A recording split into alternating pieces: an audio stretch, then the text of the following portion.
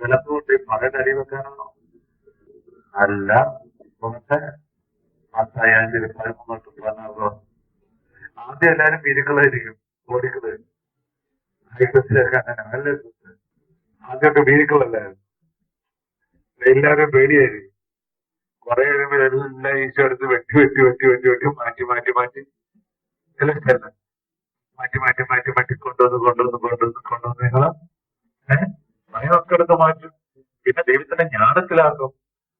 ഞാൻ 9, 16, 19 പരിശുദ്ധായ ജ്ഞാനോ പാലന്റെ 2 ആത്മാവും അറിവിന്റെ വിവേകത്തിന്റെ ജ്ഞാനത്തിന്റെ ഇതുകൊണ്ടാണ് നിങ്ങൾ എപ്പോൾ ചെയ്യണമെങ്കിൽ വചനങ്ങളായിരിക്കും. രക്തവർഷം തന്നെ വിട്ടുപോകും. ഇതാണ് ആശ്ചര്യം. അതുകൊണ്ടാണ് 58:9 രക്തഭാഷണം വിട്ടുപോകുമ്പോൾ തന്നെ എല്ലാമായി ക്രമേണ എന്ത് പറഞ്ഞാലും നിങ്ങൾ ബൈബിളിലെ കാര്യങ്ങളൊക്കെ പറയുള്ളൂ, റിപ്പോർട്ട് ചെയ്യുള്ളൂ. അതെങ്ങനെയാണ്, ഇങ്ങനെയാണ്. അപ്പൊ നിങ്ങളടുത്ത് ബൈബിൾ നോക്കും.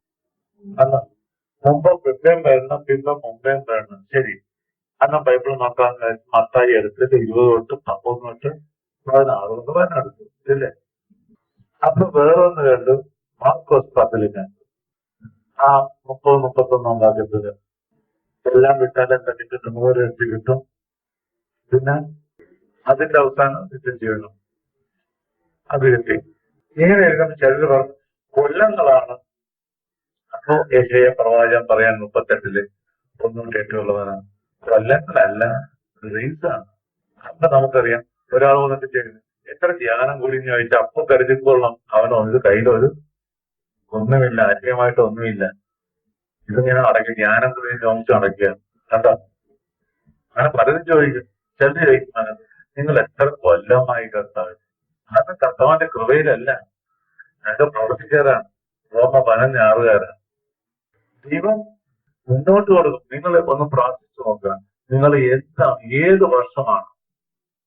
4 വയസ്സിലാണോ, 6 വയസ്സിലാണോ, 8 വയസ്സിലാണോ, 10 വയസ്സിലാണോ, 15 വയസ്സിലാണോ, 25 വയസ്സിലാണോ, 35 വയസ്സ്, ഏത് വയസ്സാണ് നിങ്ങളെ ഈശോ സ്പർശിച്ചതായിട്ട് നിങ്ങൾക്ക് ദൈവം വെളിപ്പെടുത്തി തരുന്നു? പ്രാർത്ഥിക്കുന്നു പ്രാർത്ഥിക്കും. ഏതെങ്കിലും ഒരു സംഭവമായിട്ട് നിങ്ങളെ കൊണ്ടുവരാൻ കാര്യം, ഇപ്പൊ വരാൻ കാര്യം അന്ന് എന്തെങ്കിലും നടന്നിട്ടുണ്ടാവും. ആ സമയത്ത് മുതലാണ് നിങ്ങൾ ഗ്രേസ് കൂട്ടുന്നത്. നിങ്ങൾ കണ്ണടച്ച് കൂട്ടിയിരുന്ന് ആലോചിക്കും കുറച്ചാണ് എന്നാണ് നിങ്ങൾ ആദ്യമായിട്ട് ഏത് വയസ്സിലാണ്? ചിലപ്പോൾ ആന്റിയുടെ വീട്ടിൽ വെച്ചായിരിക്കാം, അല്ലെങ്കിൽ ചില അച്ഛന്മാരുടെ ഇതായിരിക്കാം, സിസ്റ്റേഴ്സിന്റെ ഇതായിരിക്കാം, അല്ലെങ്കിൽ നമ്മുടെ കുഞ്ഞ പ്രായത്തിലായിരിക്കാം, അല്ലെങ്കിൽ ആരിൽ നിന്നാണ് നിങ്ങൾ വചനം കേൾക്കുക, ഈശോയെ പറ്റി കേൾക്കുക, നിങ്ങൾ സ്പർശിച്ചിട്ട് ആ സമയത്താണ് നിങ്ങൾ ഗ്രേസ് കിട്ടുന്നത്. ആ വർഷം മുതൽ നിങ്ങൾ ഗ്രേസ് തുടങ്ങിയിട്ടുണ്ട്. ദൈവത്തിന്റെ കൃപ അന്ന് മുതൽ നിങ്ങൾ പ്രവർത്തിച്ചുകൊണ്ടിരിക്കുക. നിങ്ങൾ അറിഞ്ഞിട്ടില്ല, അന്ന് നിങ്ങൾ അന്നാലും നമ്മൾ പാപം ചെയ്തുകൊണ്ടിരിക്കും. അത് നമ്മൾ അറിഞ്ഞോടെ ആ സമയം മുതലാണ് ഗ്രേസ് വന്നുകൊണ്ടിരിക്കുന്നത്. പിന്നെയാണ് 1035 ദിവസം വചനം ഭാഗത്തിലോട്ട് വരുന്നത്. ഞാൻ പന്ത്രണ്ട് അതാ വചനത്തിൽ നിങ്ങൾ നിലനിൽക്കുന്ന സമയം. അവിടെയാണ് വിശുദ്ധി പാലിക്കാൻ തുടങ്ങുന്നത്. വിശുദ്ധി പാലിക്കുമ്പോഴാണ് നമുക്ക് ദൈവം ഈ കൃപ കീഴിക്കൊണ്ട് നമ്മളെ ശക്തരായി എടുക്കുന്ന വാർത്തെടുക്കുന്നത്. ഈ 4 കൊല്ലം നല്ല പീഡനങ്ങളും അപവാദവും അപമാനവും പരിഹാസവും എല്ലാം അനുഭവിക്കുന്നത്. അതിന്റെ തുടക്കമാണ് 2 തിമോത്തി 3:12 തൊട്ട് 17 യേശു ക്രിസ്തുമായി ഐക്യപ്പെട്ട് വിശുദ്ധ ജീവിതം നയിക്കപ്പെടുവാൻ ആഗ്രഹിക്കുന്നവരെല്ലാം പീഡിപ്പിക്കപ്പെടും. അവിടെയാണ് തുടക്കം. പിന്നെ ഇതിങ്ങനെ പീഡിപ്പിച്ച ഒരു നിങ്ങളെ കൊണ്ടുവന്ന് നിങ്ങളെ ശുദ്ധീകരിക്കും. അതിനിടെ നിങ്ങൾ പലതും കേൾക്കും, അപവാദങ്ങളും അപമാനങ്ങളും വ്യാജമായിട്ടുള്ളത്. അതെല്ലാം സഹിച്ചോളണം. അതാണ് മത്തായിയുടെ സുവിശേഷം.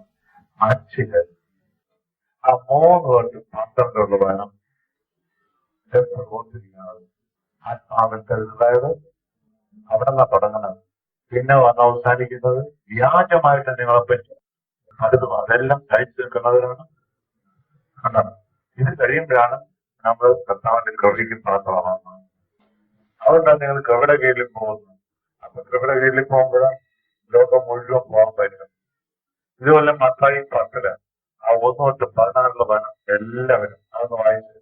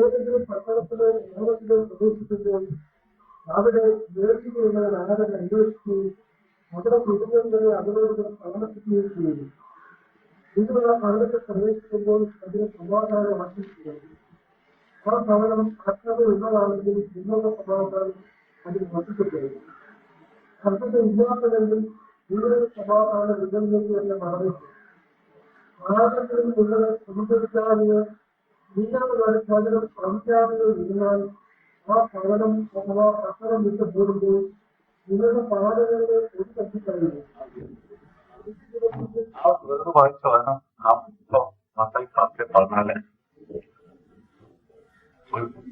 ഒരു പ്രത്യേക വനമാണ്. ചില സ്ഥലത്ത് നിങ്ങളെ ക്ഷണിക്കും, അല്ലെങ്കിൽ വിളിക്കുമ്പോൾ നിങ്ങൾ പെട്ടെന്ന് സ്വീകരിക്കുകയും ചെയ്യും. പ്രാർത്ഥിക്കാതെ ആയിരിക്കും നമ്മൾ സ്വീകരിക്കുന്നത്. ഇഷ്ടമുള്ളതെന്ന് പറഞ്ഞു വരാമെന്ന് പറഞ്ഞു. കുറെ കഴിയുമ്പോൾ നിങ്ങൾ പ്രാർത്ഥിച്ചു നോക്കുമ്പോൾ ഈശോ കാണിക്കും പോകേണ്ടത്. ഇങ്ങനെ വരുമ്പോ എന്ത് ചെയ്യും? പോകരുത്. ഈശോ പറഞ്ഞാൽ പോകരുത്. അതാണ് ഈ ആക്ട് 16 6 തൊട്ട് 8 വരെയുള്ള മനസ്സില് അത് വായിച്ചത്. ആ സമയത്ത് നിങ്ങൾ പ്രോമിസ് ചെയ്തില്ലേ? മാനുഷ്യമായി പ്രോമിസ് ചെയ്ത് വരാം, അറേഞ്ച് ചെയ്തു. അപ്പൊ പോകരുത്. കണ്ട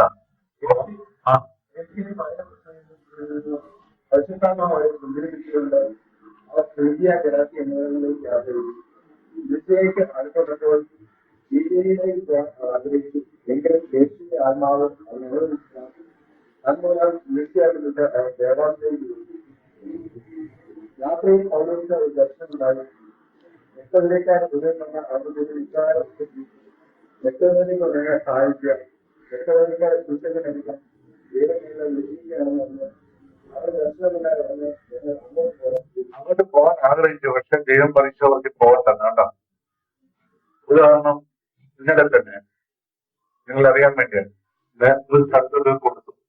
5 ദിവസം വൈകുന്നേരം 5 തൊട്ട് 9 കൊടുത്തു കഴിഞ്ഞ് പ്രാർത്ഥിക്കുന്നതോറും പ്രാർത്ഥിക്കുന്നത് ഭയങ്കര ബന്ധനമാണ് ഓരോ ദിവസം തോറും. അപ്പൊ ആത്മാവ് പറയുന്നത് പോകണ്ട പോകണ്ട പോകണ്ട കണ്ടോ. പക്ഷെ മാനുഷ്യമായി നിങ്ങളൊരു ഒരു ധ്യാനമല്ലേ എടുക്കല്ലേ? അങ്ങനെ വരും. ഇങ്ങനെ ആത്മാവിന്റെ പ്രേരണ വന്നു കഴിയുമ്പോ ദൈവം എന്നുള്ള വഴിയൊരുക്കും. അപ്പൊ അവിടെ അറേഞ്ച് ചെയ്ത ആള് തന്നെ വിളിച്ചു പറയുന്നു, കൗൺസിലിംഗ് ചെയ്യാൻ അവിടെ ചെയ്യണ്ട, അല്ലാതെ കൊടുക്കുക. അപ്പൊ കണ്ടീഷൻ വെച്ചാണ് ഈശ്വരനെ കൊടുക്കുന്നത്. നമ്മൾ കൗൺസിൽ ചെയ്ത് കഴിഞ്ഞാല് വചനം കൊടുത്താലും അവൻ സ്വീകരിക്കുമല്ലോ. ബന്ധിച്ചില്ലെങ്കിലും എങ്ങനെ അവര് വരും? അപ്പൊ നമുക്ക് പ്രത്യേക എന്തുകൊണ്ടാണ് ഇങ്ങനെ മുന്നോട്ട് പോകുന്നത്? നിങ്ങൾ ജനല പ്രാർത്ഥന നടത്തുന്നതുകൊണ്ടാണ്. അല്ലെങ്കിൽ നിങ്ങളെ എന്നെ കൊണ്ടാരും എന്നെ കൊണ്ട് മറ്റോ നേരത്തെ പോയത് എത്തിച്ച് നിൽക്കണമെങ്കിൽ അവന് ബന്ധിക്കണം കേട്ടോ. അപ്പൊ ഇന്നലെ കാലത്ത് പറഞ്ഞ ഉടനെ ആത്മാവ് എന്നെ ഇങ്ങനെ പ്രേരിപ്പിച്ചോണ്ടിരിക്കുകയല്ലേ ഹസ്ബൻഡ്. അപ്പൊ ഞാൻ എങ്ങനെയാണ് എല്ലാം അറേഞ്ച് ചെയ്ത് വണ്ടിയായിട്ട് എല്ലാ സ്റ്റേഷനും ബ്രദേഴ്സിനൊക്കെ കൊടുത്ത് എല്ലാവരും പോവാൻ. അപ്പൊ കാലത്തെ ഒരു 10 മണിക്കാന്ന് വന്ന് വിളിച്ചു പറയുകയാണ് ഇങ്ങനെ ഒന്ന് പറയുന്ന കണ്ടീഷൻ. ഞാൻ അപ്പോഴെന്താ പറയുന്നത്, വേണ്ട കണ്ടോ. മറ്റവരാണെങ്കിലും എങ്ങനെയെങ്കിലും ഓടിപ്പോകും കണ്ടോ, വേണ്ട കൊടുക്കണ്ട. വൈരാഗ്യം വെച്ച് വൈരാഗ്യം എന്തെങ്കിലും കർത്താവിന്റെ പ്രവർത്തനമാണത്. ഇതാണ് നമ്മുടെ അപ്പസ്തല പ്രവർത്തനം കേട്ടോ. അത് എന്തുകൊണ്ടാണ് ഞാൻ വേണ്ടത്? അപ്പൊ ചോദിച്ചു ഇതിനൊരു ബഹനം തരണമേന്ന്. ഉടനെ ആ ബാഹുവിന് ബഹനം കൊടുത്തു. മത്തായി 10:14 കാലിലെ പൊടി തട്ടിക്കളഞ്ഞില്ലെങ്കിൽ നില ബാഹുവിന് ഉറക്കമുണ്ടായത്. എനിക്കും ഉറക്കമുണ്ടായതാ, നിങ്ങൾക്കും ഉറക്കമുണ്ടായതാ. ഇന്നലെ സുഖമായിട്ടോടെ മറങ്ങിയില്ലെങ്കിൽ പെരുന്നാളിന്റെ കഞ്ഞിവെപ്പാ. മനസ്സിലായില്ലേ? എല്ലാവരും എല്ലാം സുഖമായിട്ട് ഉറങ്ങണം. അപ്പൊ തന്നെ കാലിലെ പൊടി തട്ടിക്കളഞ്ഞു.